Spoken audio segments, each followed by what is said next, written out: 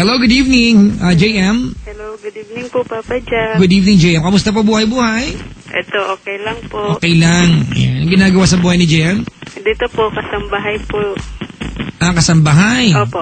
Umulan ba dyan? Hindi naman po. Umaraw? Hindi, gabi po eh. Malamang. JM? Ano po? Kasambahay ka dyan? Opo. Sa Fairview? Opo, sa Payatas po. Ganon. Opo. Okay naman. Okay naman po. Nabubuhay naman tayo.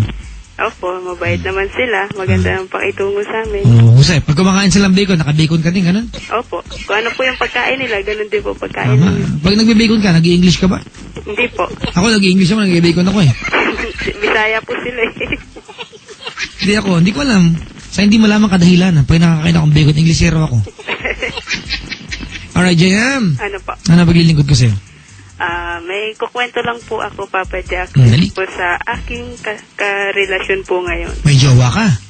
Opo, dito po kami, isang bahay lang po kami dito sa amo ko. Tinanggap po kami ng bukal sa loob nila.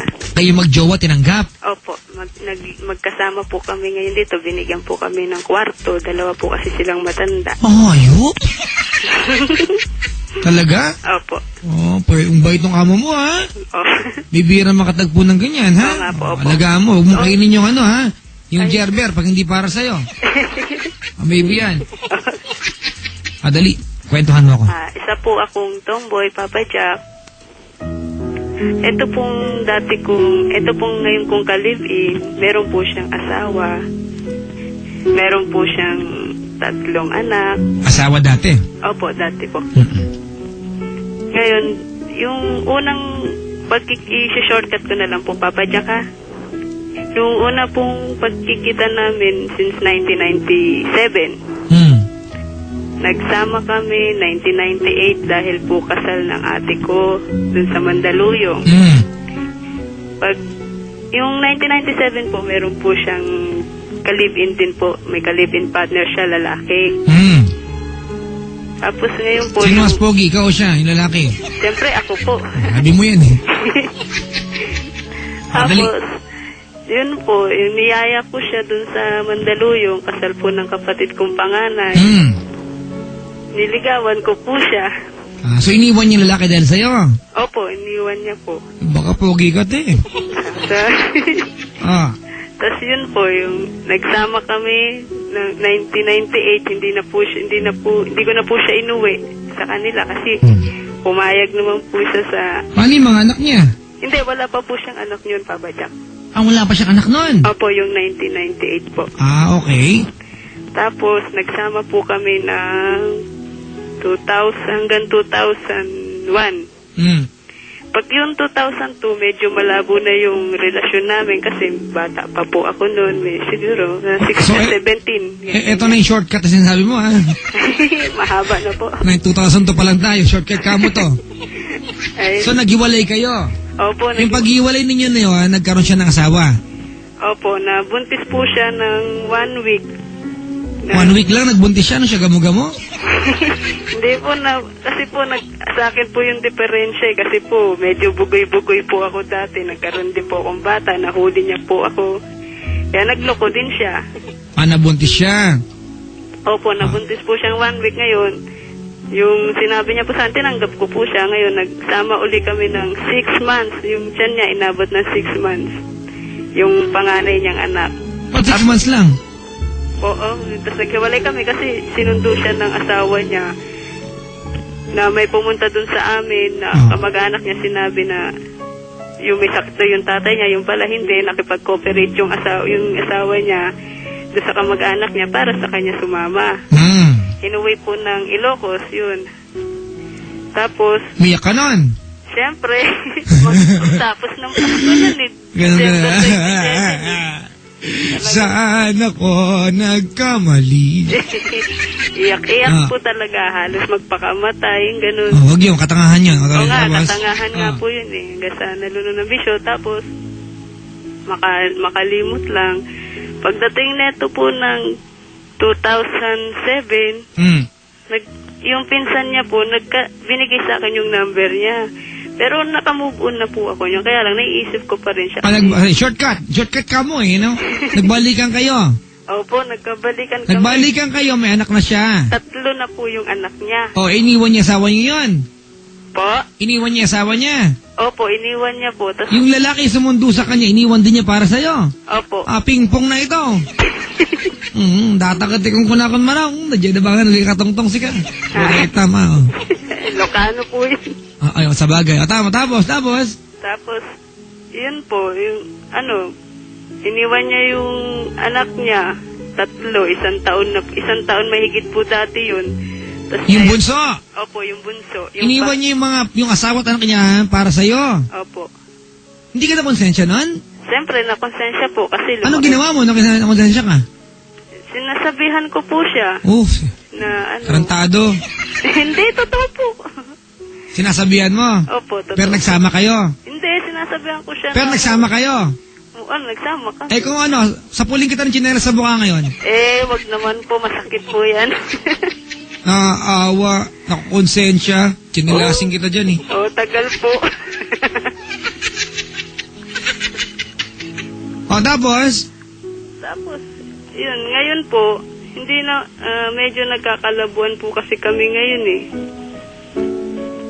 Kasi, May tanong ako sa JM. ano pa? Iniwan niyo yung asawa at anak niya, 3 anak, Opo, na yung bunso niya, 1-year-old lang, opo, para sumama sa'yo. opo, Ikaw ang dahilan. opo, ako po. At gusto mong sabihin sa akin na sinasabihan mo siya, pero wag ka, tinext mo siya.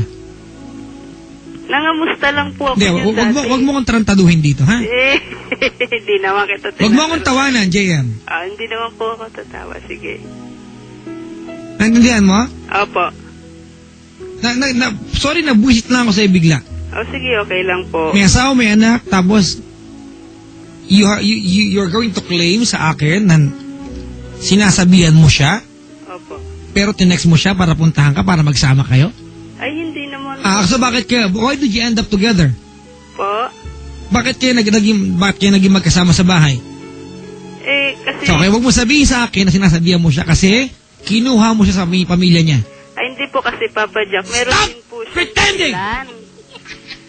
May dahilan din siya kaya... Wala akong pakialam. Ang sinasabi ko, how did you feel na may iniwan siya mga anak para sa'yo? Kasi meron din siyang dahilan. Hindi lang naman po siya sa akin sumama kasi binubugbog siya doon ng bayaw niya. Well, you are not supposed to be in the picture. Doon sa lugar Diba? nila. You are not supposed to be in the picture. Nagtiis siya ng mahabang panahon doon kasi may anak siya. Ayun nga po, nagtiis daw siya na kasi may anak siya. Diba, bakit nila pakulo yung mga mag-anak na, diba? Po? Anyway, go ahead. Nakabuisit. Tapos ngayon, sinasabihan ko po siya na Na? na umuwi na po siya sa kanila. Tapos iniisip ko po, gusto ko na po kasing umalis dito, iwan siya. Ganon. Opo. So pagkatapos siya iwanan yung family niya to be with you. Medyo nag-okay na po kasi sila. So ngayon. ganon, JM ka na lang sa'yo lahat? Hindi naman. You walk in sa relasyon na meron siya, diba, offering her nothing, sumama sa'yo, na-trauma mga anak, iniwan niya, ilan taon kayo nagsama? 2007 hanggang 2000, ilan taon yun? 4? Apat. Hirap mo bilang 4 na taon, di ba? And now, you just want to walk away. Well, you have a good intention. Di ba?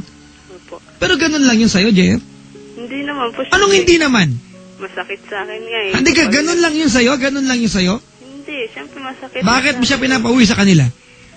Kasi medyo nagiging okay na po sila, tapos parang feeling ko ako po yung nagiging daan para magkabalikan sila ng pamilya niya.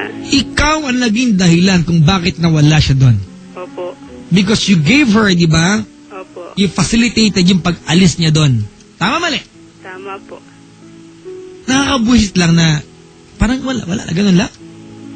Hindi 3 anak ang natanggalan ng nanay for 4 years dahil kasama mo yung nanay nila, Opo. di ba? And now, gusto mo lang umalis, di ba?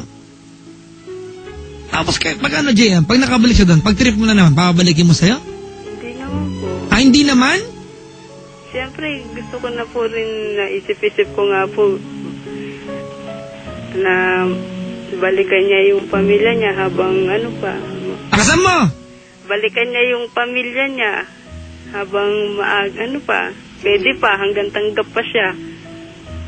Nakakahiya ka, JM? Nakakahiya ka. Palang mukha mo.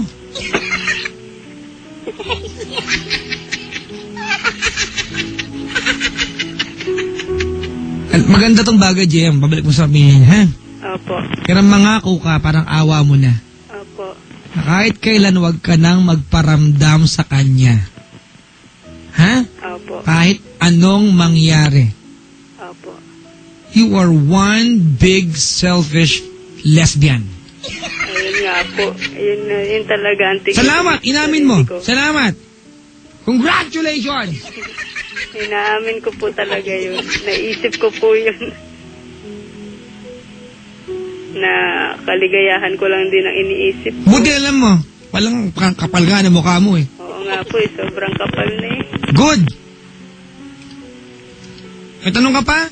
Wala na po. O, impakihin mo na yung gamit niya. Pauwi mo na bukas yan. Opo, pauwiin ko na po bukas. Di ba? Alam mo, JM, wala masama magmahal. Hindi masama magmahal. Opo. Hindi masama magmahal. May mga pagkakataon lang, mag-isip ka naman ng mga tao na kapaligid sa inyo. Hindi masama magmahal kung wala kang aapakan damdamin na ibang tao, especially pag bata pinag-uusapan. Tama po. O, tama-tama ka dyan. Usahan kita dyan eh. JM, Ano po? huwag ka nga bumungis-ngis kasi parang hindi ka totoo eh. Hindi, totoo po. Dinadaan ko lang po sa tawa po. O, huwag ka tumawa sa akin, nabubuisit ako sa'yo. Masakit po sa akin kalooban. Baba, meron ka bang iba ngayon? Wala po, siya lang. Sige na, matulog ka na doon. Sige po, good.